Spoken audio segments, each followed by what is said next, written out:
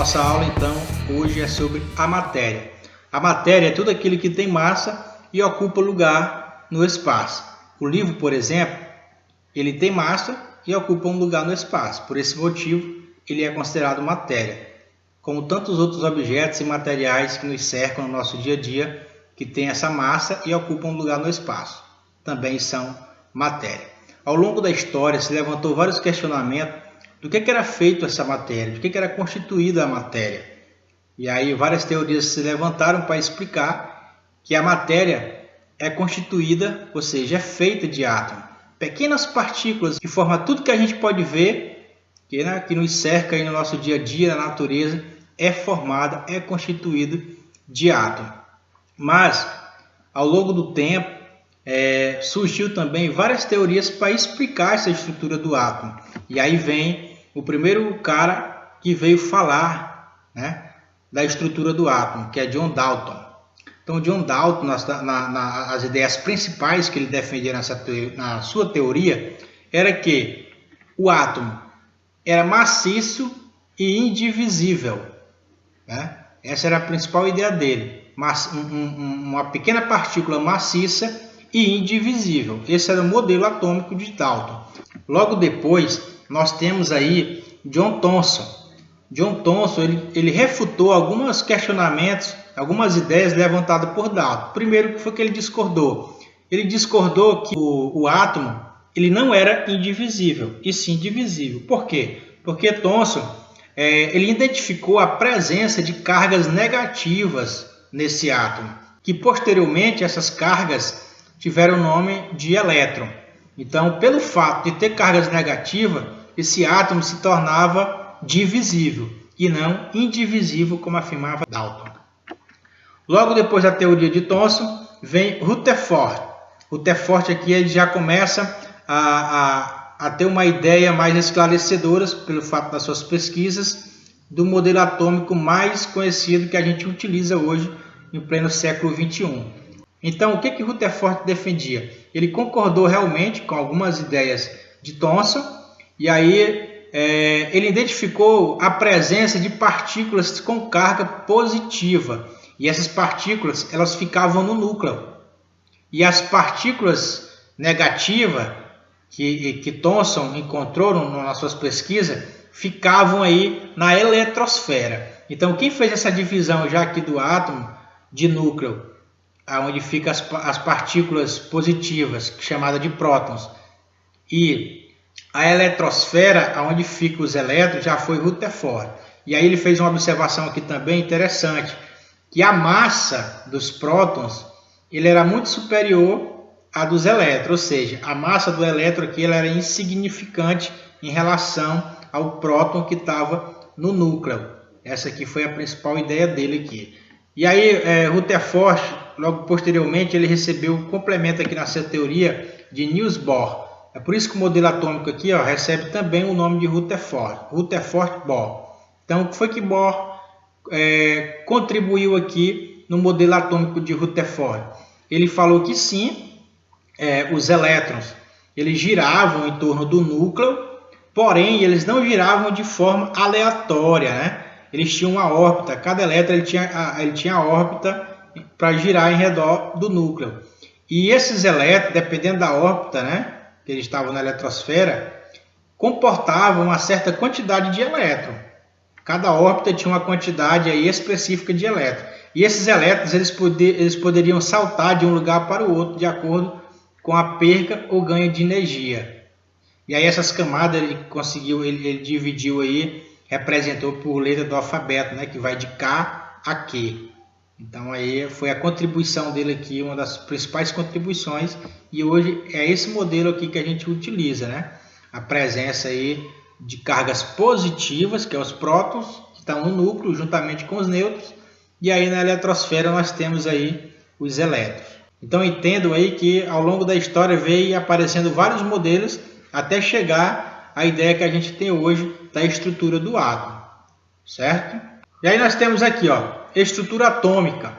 Então aqui de forma bem didática, bem simples, vocês podem analisar na imagem que eu tenho aqui um átomo.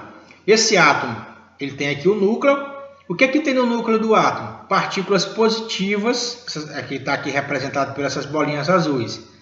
Partículas positivas que a gente vai denominar de próton, olha só. Então essas partículas positivas que estão no núcleo, a gente chama de próton. E essas partículas que estão sem carga nenhuma, na cor vermelha, são os nêutrons. Então esses dois camaradas aqui, ó, próton e nêutron, estão no núcleo, tá bom? E aqui na parte que a gente chama de eletrosfera, estão os elétrons. Os elétrons, eles têm carga negativa e a sua massa é insignificante.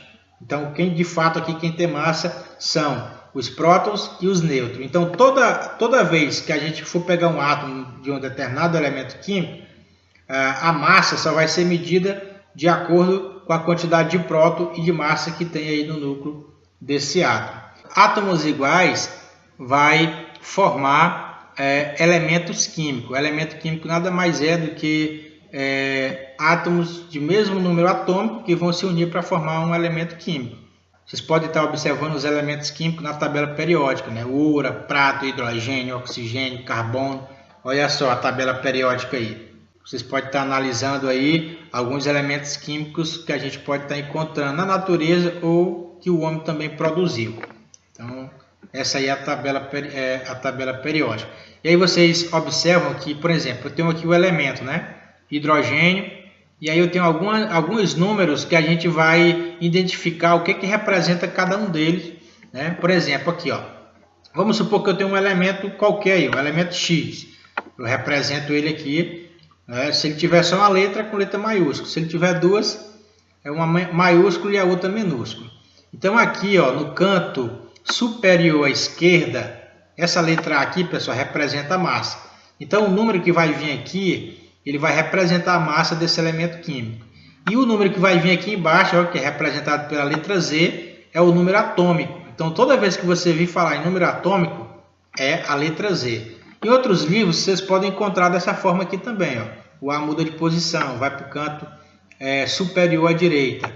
E o Z, que é o número atômico, ele continua aí, tá bom? E tem outros livros que o número atômico fica em cima, né? O Z fica aqui e o A que fica embaixo, né? Tem outros modelos que vocês podem estar encontrando assim, mas a gente vai estar explicando aqui alguns deles.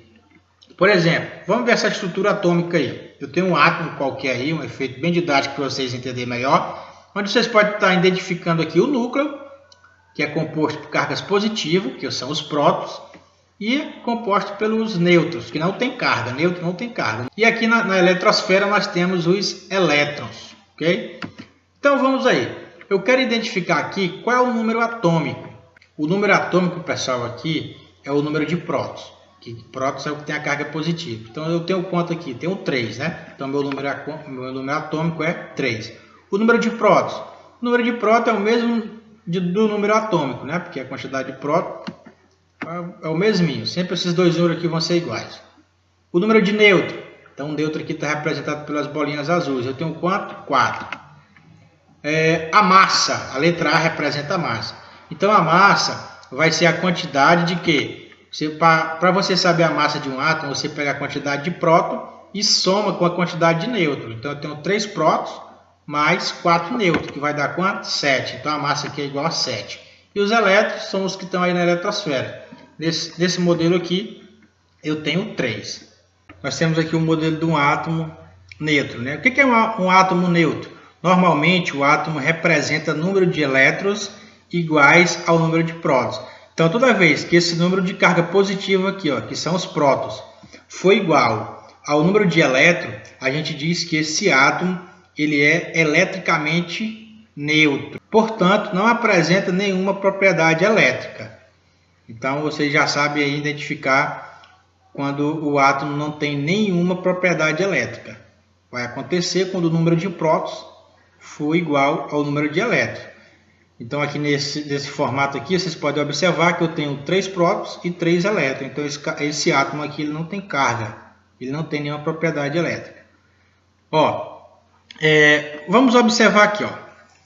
Eu tenho aqui basicamente um átomo eletricamente neutro. Ele é apresentado dessa forma aqui. Ó, onde você tem aqui. Vou colocar aqui. Ó, esse aqui é o número atômico. e aqui a massa, de acordo com a tabela periódica aí do livro de vocês. Então, o número atômico e aqui a massa, beleza? Aqui é o ferro.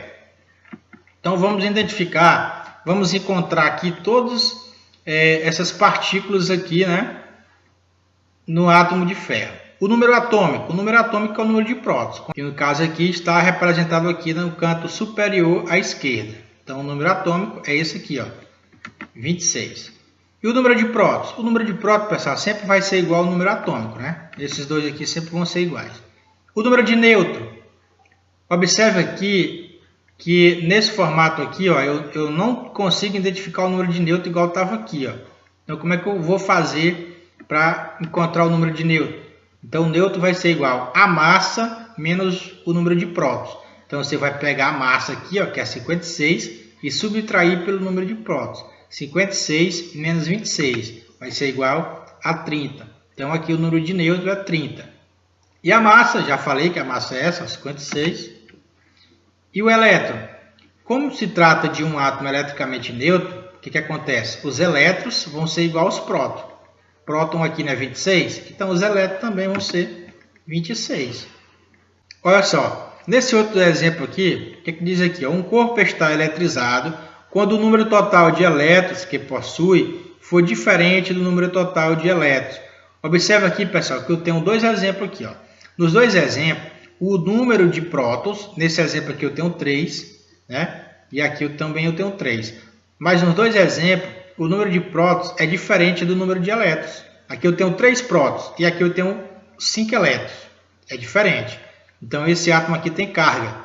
Aqui eu tenho 3 prótons e aqui 1 elétron. Então, é diferente. Então, eu tenho carga. Toda vez que os átomos tiver carga, nós chamamos eles de íons. Então, são os íons. Tem carga. E essa carga ela pode ser o quê? Negativa ou positiva. Quando a carga é negativa, eu vou chamar de ânion. Então, aqui eu tenho um ânion. Esse exemplo aqui é um ânion. Por quê? Porque a carga dela é negativa. E por que é negativa, professor? Porque o número de elétrons é maior do que o número de prótons. Então, toda vez que eu tiver um número de elétrons maior do que o número de prótons, eu vou ter um ânion. Isso significa que é carga negativa. E esse aqui que tem carga positiva, por que é carga positiva? Observe que o número de prótons é maior do que o número de elétrons. Ou seja, como os prótons são positivos, o átomo vai ter carga positiva. Eu vou chamar de cátion. Então, toda vez que eu tiver um átomo aí que tem carga positiva, eu vou chamar de cátion. Tudo bem? Olha só. Quando o átomo for um íon, olha só. Quando for um íon, que tem carga, né? Ele vem identificando aqui em cima com o sinalzinho. Por exemplo, eu coloquei aqui o oxigênio. Está dizendo que ele é um íon e é um cátion. Entendeu? Porque tem carga positiva. Isso quer dizer o que, pessoal? Isso quer dizer que o número de prótons é maior do que o número de nêutrons. Tudo bem? Esse é outro exemplo. E quando for um ânion, também vem identificando. Está dizendo aqui que o elemento químico, no caso, ele é um ânion, tem carga negativa. Quer dizer que o número de elétrons é maior do que o número de prótons.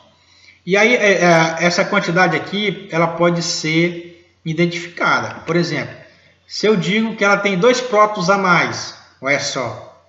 Então, esse 2 aqui está dizendo que tem 2 prótons. Aqui não tem 2 prótons a mais, eu tenho 1 elétron e 3 prótons. Então, eu tenho 2 a mais. Olha só, pode ser identificada a quantidade de prótons, assim também como pode ser identificada a quantidade de elétrons. Se for uma carga negativa e eu digo, ó, tem 3 elétrons a mais. Entendeu? Eu posso identificar. Olha só, vamos aqui nesse exemplo aqui. Eu tenho aqui o carbono. Eu tenho um número atômico, tenho um número de massa e estou dizendo que ele é um íon. E é um ânion, né? Pelo fato de estar negativo aí. E aqui eu tenho 2, né? Identificando que tem 2 elétrons, ou seja, chegou 2 elétrons, né? Então, pelo fato aqui ficou a mais o número de elétrons do que o número de prótons. Então, aqui eu tenho o quê? Eu tenho um ânion, que tem carga negativa. Aí vamos encontrar todas essas partículas aqui. O número atômico é esse aqui, ó, 6. O número de prótons é igual ao número atômico, você já sabe, 6. O número de nêutron é a massa menos o número atômico, ou o número de prótons. Massa menos o número de prótons é 6, a massa é 12, 12 menos 6, tenho 6. E a massa? A massa já está aqui, né? É 12. E o número de elétrons? Se fosse um átomo eletricamente neutro, o número de elétrons, pessoal, ia ser igual ao número de prótons. Você ia só colocar um 6 aqui. Só que aqui se trata de um ânion, né? Tem carga negativa. Isso quer dizer, e identifica quantos elétrons tem a mais, ó, 2. Então, se o número de prótons é 6, eu vou ter 2 elétrons a mais. Então, o elétron vai ser 8. Beleza? Olha só, eu tenho aqui o átomo, né, do elemento químico aí, enxofre. Eu estou dizendo aqui que o número atômico dele está aqui, a massa está aqui, e aqui eu tenho um sinal de mais. Isso quer dizer o quê? Que ele é um cátion, ele tem carga positiva. Tá? Tem carga positiva.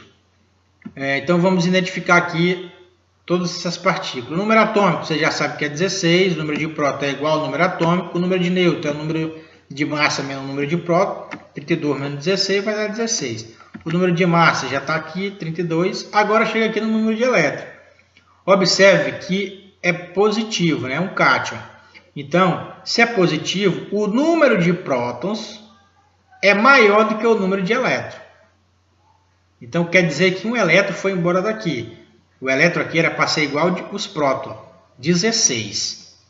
Mas está positivo, significa que tem mais prótons. Então, o número de elétrons não é 16, é 15. Tem um a menos.